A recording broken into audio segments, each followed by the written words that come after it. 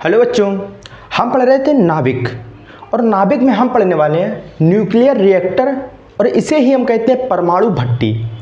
अब देखो nuclear reactor होता क्या है, पहले ये समझते हैं। जो न्यूक्लियर रिएक्टर होता है हमारा कुछ इस तरह का दिखता है, एक बंकर टाइप का, जिसे हम कह सकते हैं एक खुफिया बंकर हो और उस बंकर में जो आपका बॉल बनी होती है, सारी दीवारें बनी होती हैं अंदर से, वो हमारी दीवारें किसकी होती हैं? ग्रेफाइट की। और ग्रेफाइट की दीवारों में हमारा यूरेनियम कह सकते हो, यूरेनियम की छड़ लगा दो या फिर हमारा प्लूटोनियम की छड़ लगा दो। इसमें ये छड़ें लगी होती हैं। अब ये छड़ों का काम क्या होता है? बेसिकली इन छड़ों का काम होता है, जैसे कि हमने पिछले लेक्चर पढ़ा था नाभिकीय विखंडन। नाभिकीय विखंडन में क्या होता था? बड़े बड़े एटम्स को जैसे यूरेनियम हो गया, प्लूटोनियम हो गया, इन पर हम किसकी बौछार कराते थे? न्यूट्रॉन्स की बौछार कह सकते हो या बमबारी, तो ये कराते थे। उसके बाद क्या होता था कि एक चैन टाइप की बनती थी। अब चैन में क्या होता था, जैसे यूरेनियम हमने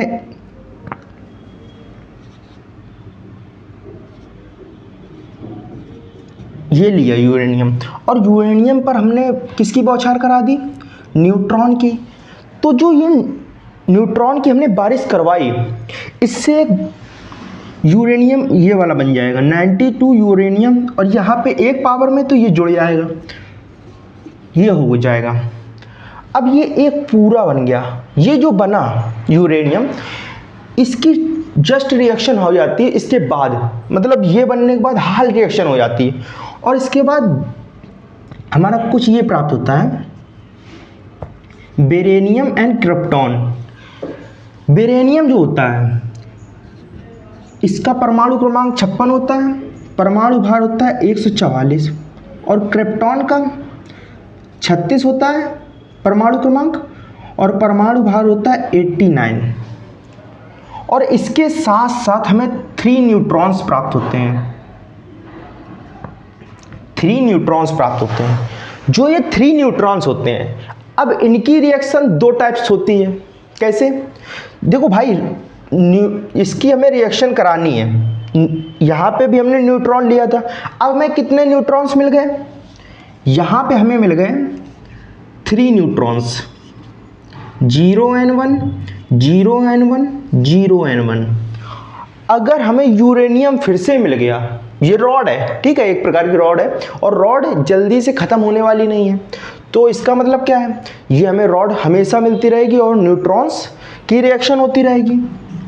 अब यूरेनियम यहाँ पे भी मिल गया, देखो रॉड्स हैं तो यूरेनियम यहाँ पे भी मिल जाएगा, यहाँ पे भी यूरेनियम मिल जाएगी, यहाँ पे भी यूरेनियम मिल जाएगा, फिर से रिएक्शन होगी, और ऐसे ऐसे चैन बढ़ती जाती है। और इसके साथ एक चीज़ और लूज होती है, वो होती है एनर्जी। एनर्जी का यूज़ हम किस में करते हैं? लाइट जलाने में या किसी भी चीज़ में आपका एनर्जी का यूज़ कर सकते हो। तो इस तरह से ये कार्य करती है। जैसे इसमें यूरेनियम की रिएक्शन, जो यूरेनियम की छड़ है, इसकी रिएक्शन इस बंकर के अंदर क्या होता है? न्यूट्रॉन से होता है, और न्यूट्रॉन से रिएक्शन होने के बाद, न्यूट्रॉन से जब रिएक्शन होती है तो होने के बाद इसको रोकने के लिए, यानी इसको कंट्रोल करने के लिए, अब भाई कंट्रोल नहीं किया तो बंकर कैसा भी हो विस्फोट हो जाएगा, क्योंकि एनर्जी बहुत ज़्यादा लूज होती है। अब इसको कंट्रोल करने के लिए यहाँ पे हमें छड़ लगी होती कैडमिनियम की और बोरॉन। कैडमिनियम और बोरॉन कहाँ पे छड़ है? बोरॉन, ये हाँ, कैडमिनियम और बोरॉन की छड़ लगी होती है। अब इन छड़ों को जब ये रिएक्शन ज़्यादा होने लगती है तो इन छड़ों को हम अंदर करते हैं, बाहर करते हैं, जिससे ये रिएक्शन कंट्रोल में रहती है। तो ये सारी मैकेनिज्म इस पूरे बॉक्स के अंदर होती है, और इस बॉक्स में बाहर से कंक्रीट की दीवार बनी होती है। अंदर तो ग्रेफाइट होती है, पर बाहर क्या होता है? कंक्रीट की दीवार, जिससे इसमें रेडिएशन निकलती है जो यहाँ काम करने वाले वर्करों के लिए हार्मफुल होती है। उसको रोकने के लिए कंक्रीट की दीवार होती है। अब देखो ये समझते हैं, ये हमने डायग्राम समझ लिया कैसा होता है। एक बॉक्स टाइप होता है जिसमें इसके अंदर वॉल पर क्या लगा होता है, ग्रेफाइट की ग्रेफाइट कह सकते हो या दीवार बनी होती है अंदर ग्रेफाइट की, और यहाँ पे कैडमिनियम की छड़ लगी होती हैं, और ये भी कैडमिनियम या बोरॉन की छड़ होती हैं। ये बेसिकली सुरक्षा छड़ होती हैं, वो हम समझेंगे, अभी यहाँ पे पढ़ेंगे सब तब समझेंगे। तो ये सारे मैकेनिज्म किस लिए होता है, हमारी एनर्जी को उत्पन्न करने के लिए, और ये एनर्जी को हम एक जगह से दूसरी जगह ट्रांसपोर्ट भी कर सकते हैं। कैसे, तारों के माध्यम से। आप समझते हैं, देखो इंट्रोडक्शन के लिए, इंट्रोडक्शन में क्या बोलेंगे हम, आप लिख भी सकते हो, ये मैं समझाने वाला हूँ क्योंकि ये टॉपिक इस बोर्ड में कवर नहीं हो सकता। तो देखो इंट्रोडक्शन में क्या होता है कि जो इसे हम कह सकते हैं यूरेनियम कह लो, यूरेनियम या क्या हो गया, यूरेनियम या प्लूटोनियम, या फिर इसे कह सकते हो कि विखंडनीय पदार्थ। विखंडनीय पदार्थ क्या होते हैं, जो ब्रेक होकर एक से अधिक पदार्थों में टूट जाते हैं। जैसे यूरेनियम है, यूरेनियम किस में टूट गया था, क्रिप्टॉन और बेरियम में, और इसके साथ 3 न्यूट्रॉन्स दे दिए थे। तो यूरेनियम हमारा क्या हुआ, यूरेनियम हमारा हो गया विखंडनीय पदार्थ। यूरेनियम हमारा विखंडनीय पदार्थ हो गया। अब इसमें क्या है, जैसे यूरेनियम या कह सकते हो किसी विखंडनीय पदार्थ को हम जब किसमें, इस मैकेनिज्म में रिएक्शन कराते हैं, और विखंडनीय पदार्थ में एग्जांपल लिख सकते हो, जैसे यूरेनियम प्लूटोनियम रिएक्शन कराते हैं तो हमारी बहुत ज़्यादा एनर्जी लूज होती है, बहुत ज़्यादा एनर्जी उत्पन्न होती है। इसी मैकेनिज्म को, ये जो मैकेनिज्म है जिसमें एनर्जी उत्पन्न हो रही है, इसी मैकेनिज्म को हम क्या कहते हैं, नाभिकीय रिएक्टर। अब जो नाभिकीय रिएक्टर होता है, इसकी रचना कुछ इस प्रकार से हुई है कि देखो इसमें इन सारी चीज़ों को यूज़ किया गया है। जैसे हमारा ईंधन हो गया, ईंधन कह सकते हो या फिर इंग्लिश में कह सकते हो फ्यूल। अब भाई फ्यूल क्या होता है, फ्यूल भाई वही होता है ना जो किसी भी चीज़ को चलाने में काम आता है। गाड़ी हो गई, गाड़ी में डीजल पेट्रोल वगैरह काम आता है।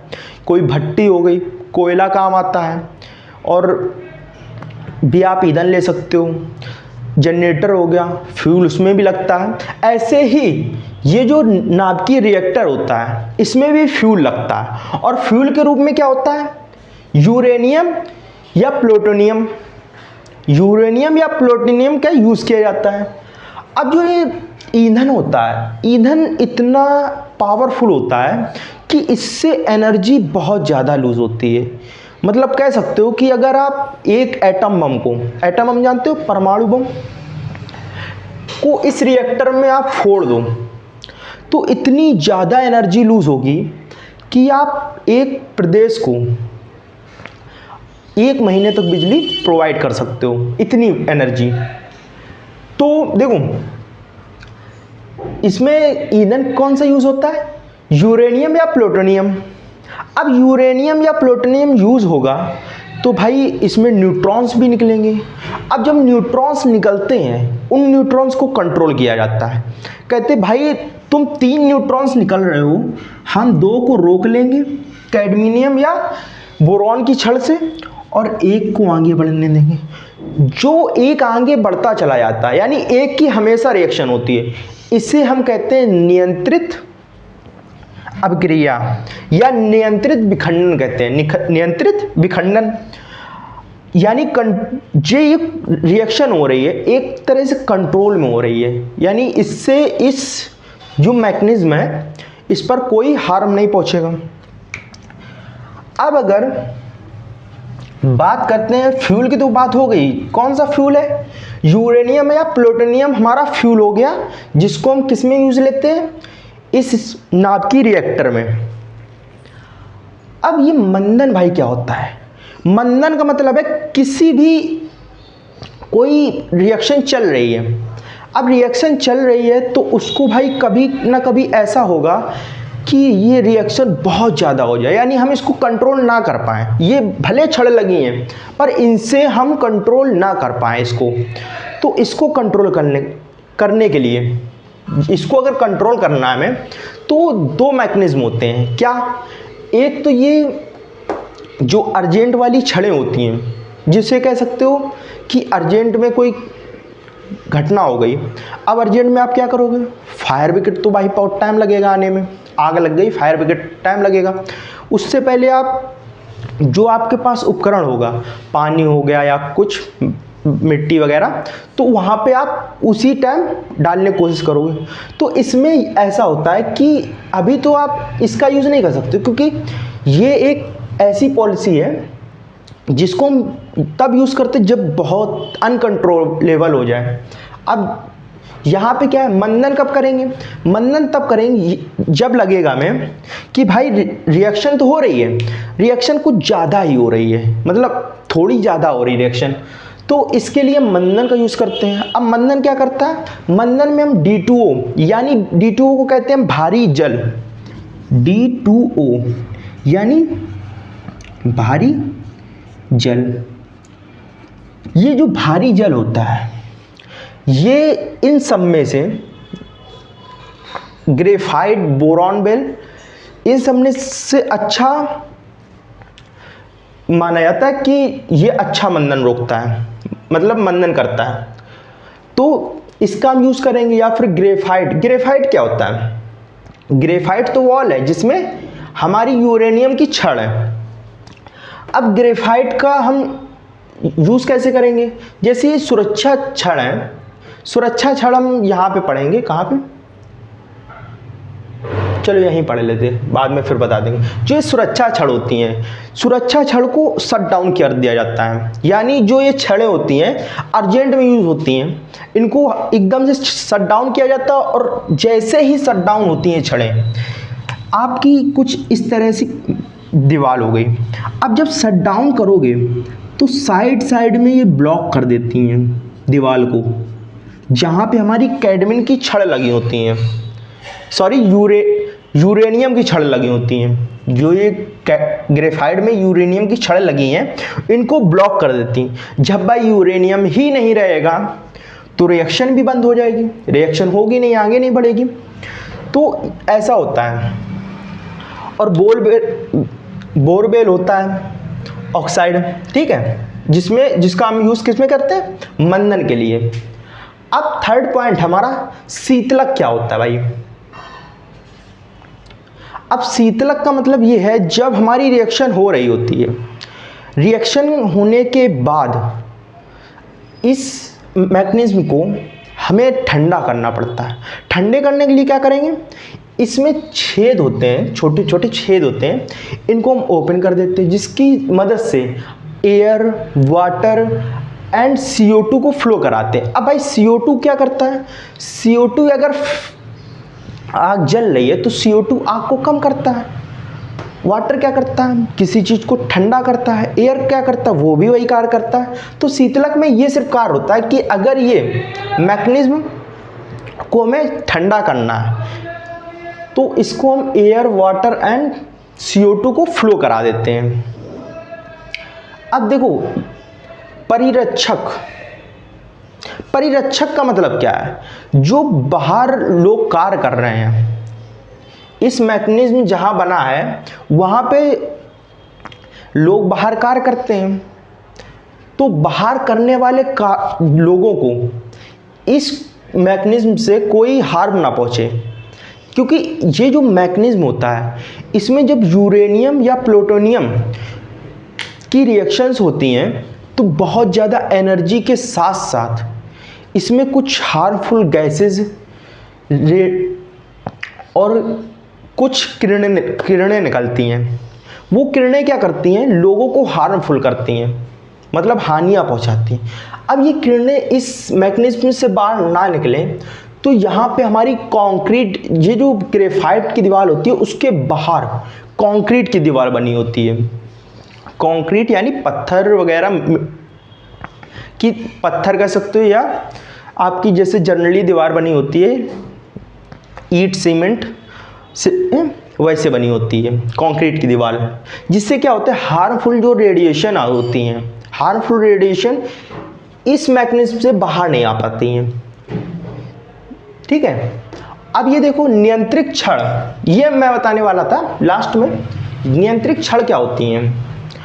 सुरक्षा की दृष्टि से देखो, किसी चीज़ को बनाया हमने बहुत मुश्किल से, और ये बहुत महंगा बनता है, ठीक है, और बहुत ऐसी जगह बनता है कि जहाँ पर कोई नहीं होता है, क्योंकि इसमें बहुत ही खतरा होता है, बाई चांस इतनी रिएक्शन हो जाए कि विस्फोट हो जाए, तो ये बहुत ही सुरक्षित जगह बनता है।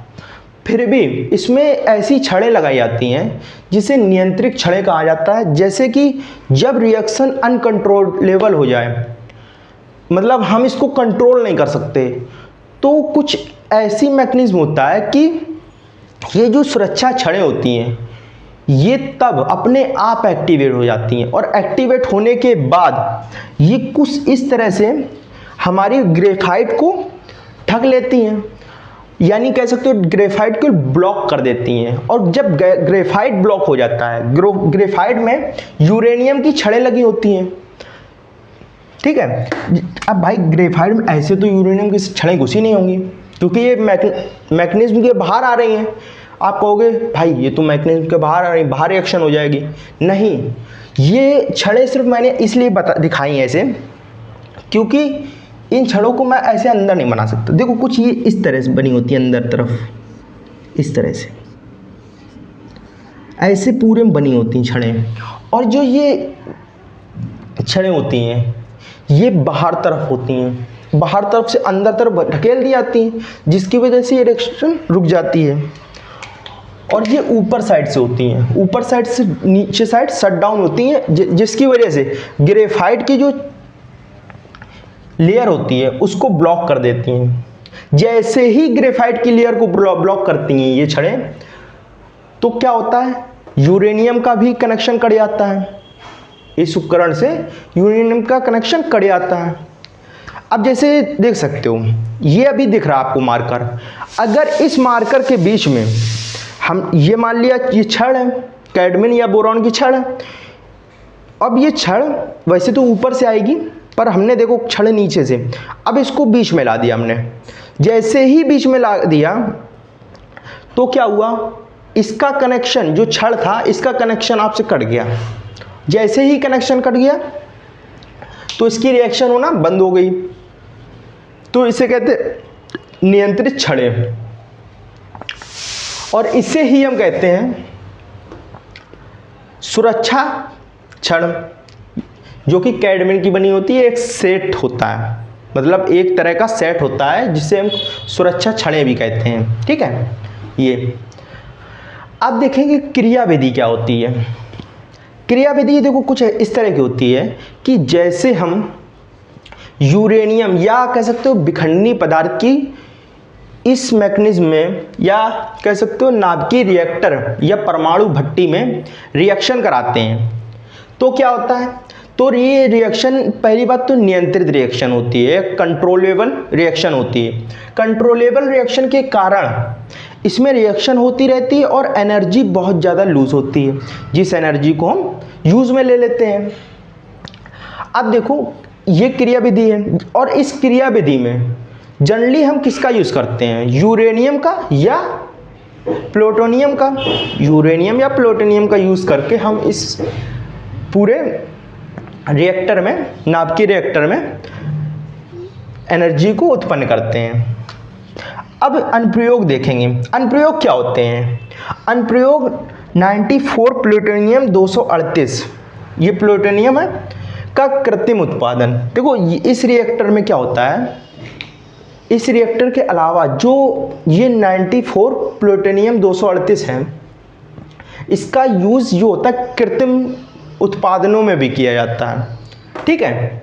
और दूसरा इसको एनर्जी उत्पन्न करने के लिए भी किया जाता है। ये तो मैंने बताया नाभिकीय रिएक्टर में इसको एनर्जी उत्पन्न करने के लिए भी यूज़ कर सकते हैं। और दूसरा रेडियो एक्टिव आइसोटोप का उत्पन्न करने में, यानी जो रेडियो एक्टिव आइसोटॉप होते हैं, समस्थानिक बोलते हैं जिसे, समस्थानिक आइसोटोप समस्थानिक को उत्पन्न करने के लिए, जैसे कि हाइड्रोजन है 1H1, इसके समस्थानिक क्या क्या भाई, 1H1 भी है, 1H1 तो हाइड्रोजन है, इसका समस्थानिक 1H2 है, 1H3 है, ये इसके समस्थानिक हो जाते हैं। इसी तरह से ये जो रेडियो एक्टिव है इसके समस्थानिक को उत्पन्न करने के लिए किया जाता है। समस्थानिक क्या कह सकते हो, समस्थानिक जैसे हमारा यूरेनियम हो गया, यूरेनियम छोटे छोटे कंपोनेंट में टूट जाता है, बोरॉन और क्रिप्टॉन, और उसके अलावा 3 न्यूट्रॉन्स को दे देता है।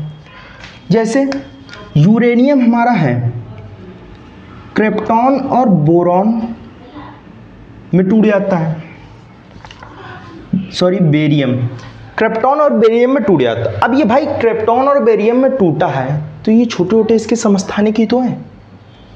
किसी बड़े पार्ट के छोटे छोटे पार्ट होना ही समस्थानिक तो है, वही होता है। यानी ये आइसोटोप का उत्पन्न करता है, उत्पादन करता है, छोटे छोटे समस्थानिक का उत्पादन करता है। तो यही होता है हमारा arc reactor, sorry arc reactor नहीं, नाभिकीय रिएक्टर।